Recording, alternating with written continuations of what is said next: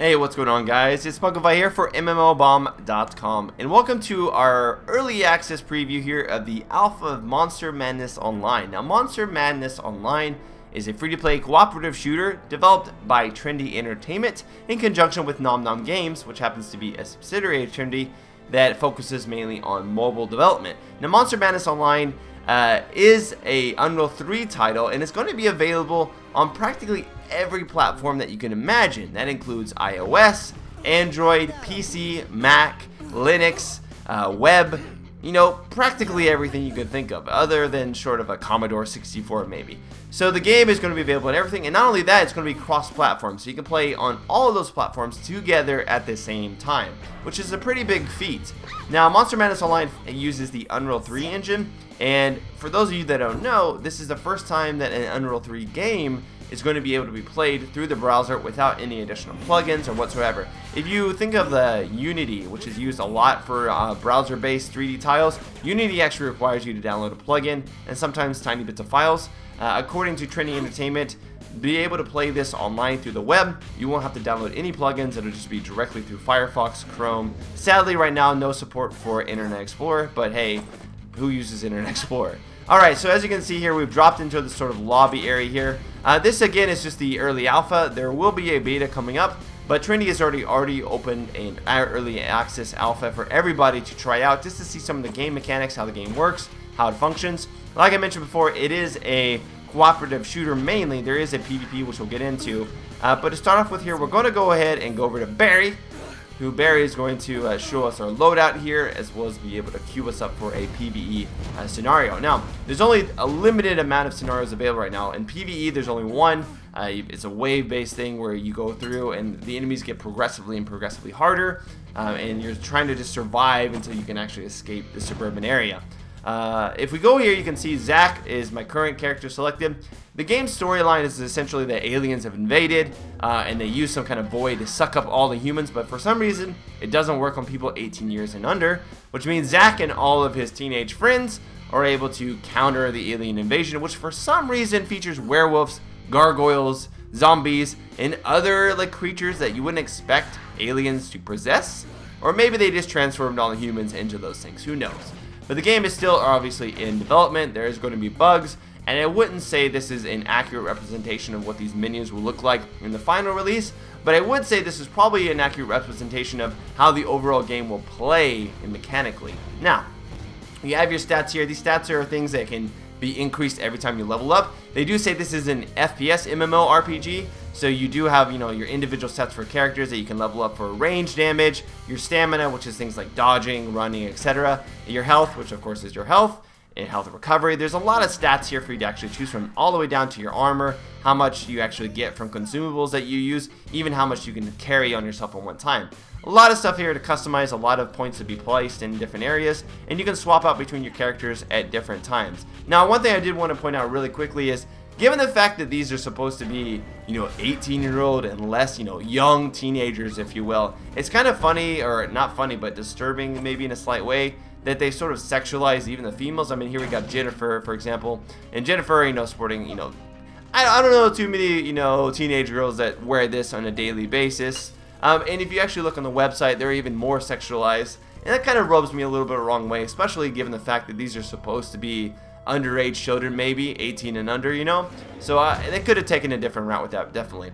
Now, you can customize your character quite extensively with different outfits. I haven't played enough to actually earn any outfits myself, but there's helmets, there's any kind of apparel that you can pretty much think of here, and a lot of the apparel actually will just show up on your character, so you have quick feedback as to what your character looks like. Now, I just jumped into the PvE scenario here, and already getting cornered there by some werewolves.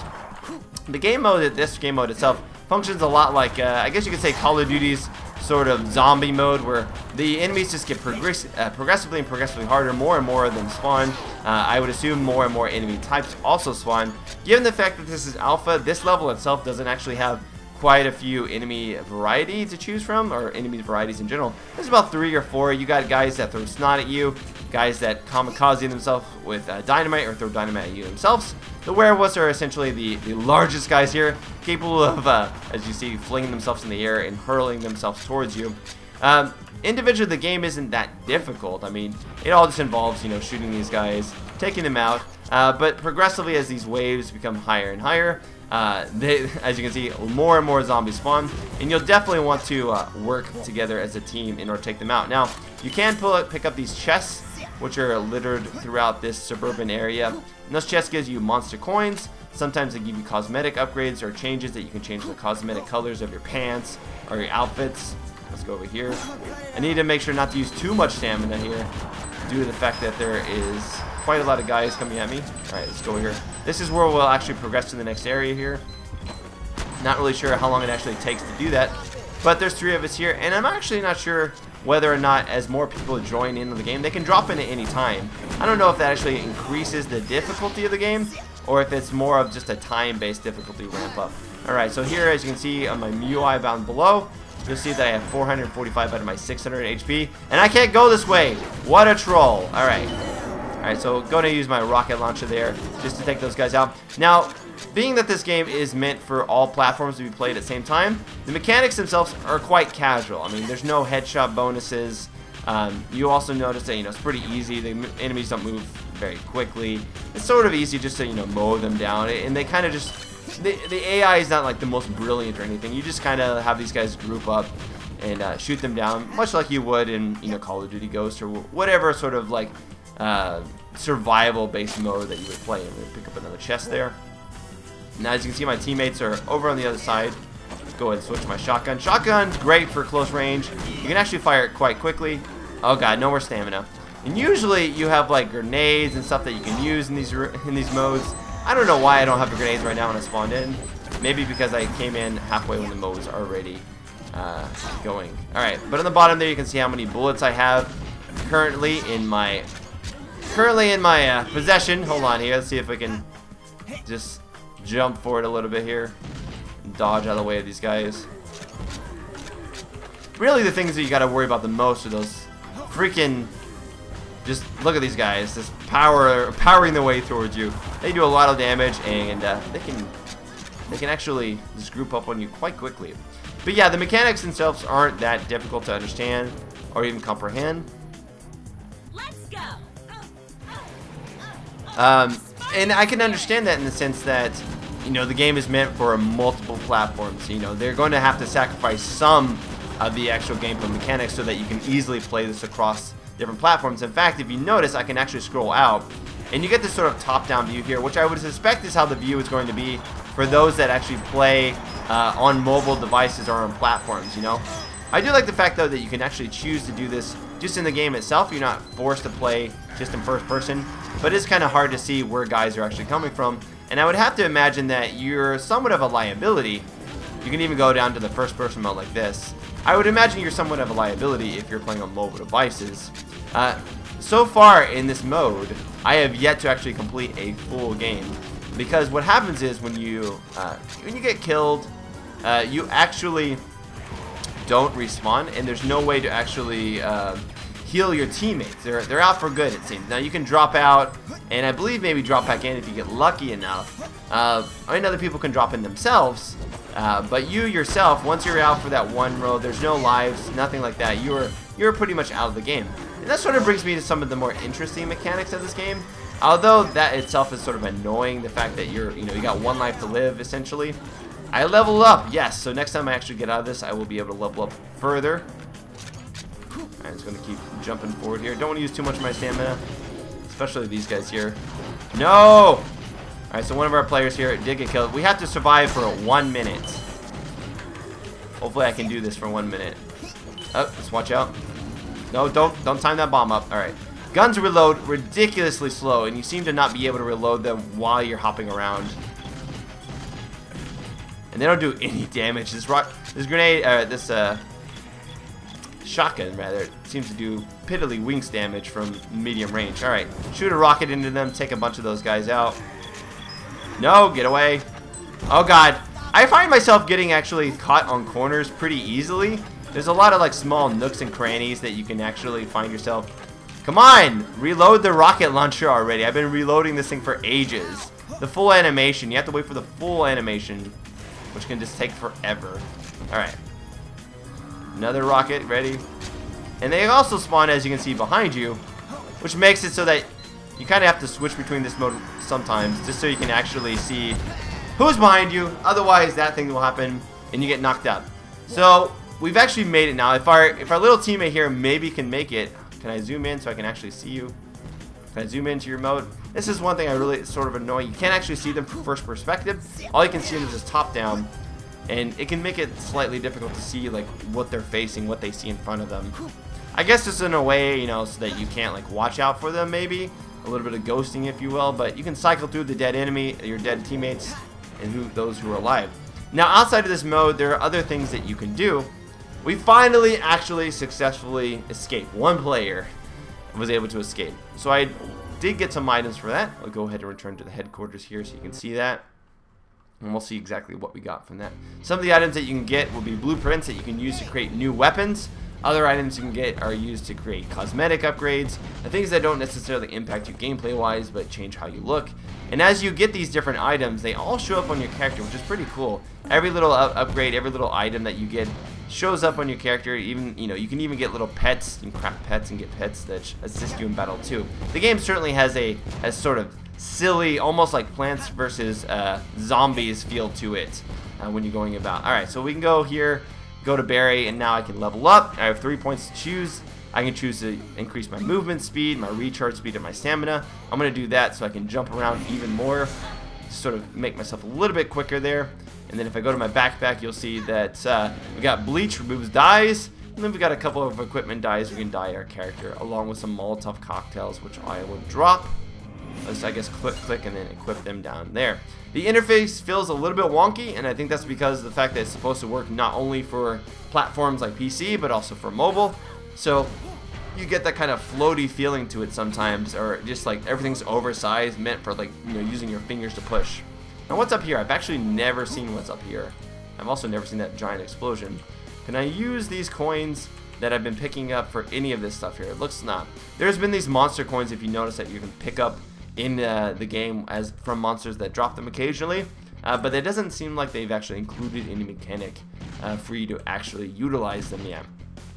Alright, so we've got our equipment here, we've leveled up. Let's go ahead and show off a little bit of the PvP mode. Now, there's said to be 16 different, or 16 player battles rather, in PvP once the game fully launches, with multiple modes including Capture the Flag, Team Deathmatch, Monster Hunter, King of the Hill, and there'll be vehicles, turrets, and just a lot of different weapons for you to actually pick up. So when you first start the game, you sort of pick up your standardized weapons, your shotgun, your Molotov cocktails, along with your nail gun, which is this gun right here, the double wielding nail gun. There's also things like rocket launchers you can pick up, and other power-ups in these areas spread across. It sort of feels like one of those old, like almost Quake-like things where you got these power-ups you just pick up randomly. But the gameplay itself is very, you know, third person, a little bit slow, I guess you can say. If you've ever played Avatar Star, it actually feels somewhat like Avatar Star, but it's clearly using the Dungeon Defender engine, which makes it a little bit wonky, honestly, for PvP, because of the fact that Dungeon Defender was never really meant to be a shooter, obviously. Oh, I survived with 18 life. Let's go ahead and pick this up.